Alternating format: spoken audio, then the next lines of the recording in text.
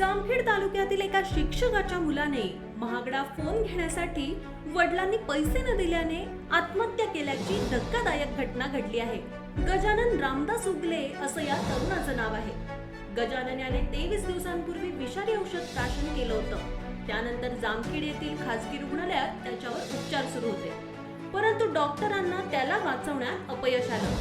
या घटनेमुळे जामखेड परिसरात खळबळ उडाली आहे. सविस्तर माहिती अशी की मयत गजानन उगले याचे वडील खर्डा येथील एका शैक्षणिक संस्थेत शिक्षक म्हणून कार्यरत आहेत. 23 दिवसांपूर्वी गजाननने वडिलांकडे महागडा फोन घेण्यासाठी पैसे मागितले होते, परंतु वडिलांनी पैसे न दिल्याच्या रागातून त्यांनी विषारी औषध प्राशन केलं.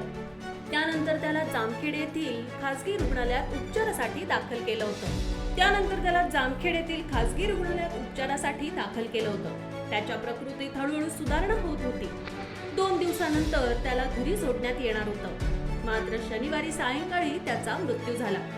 या प्रकरणी जामखेड पोलीस स्टेशनमध्ये अकस्मात मृत्यूची नोंद करण्यात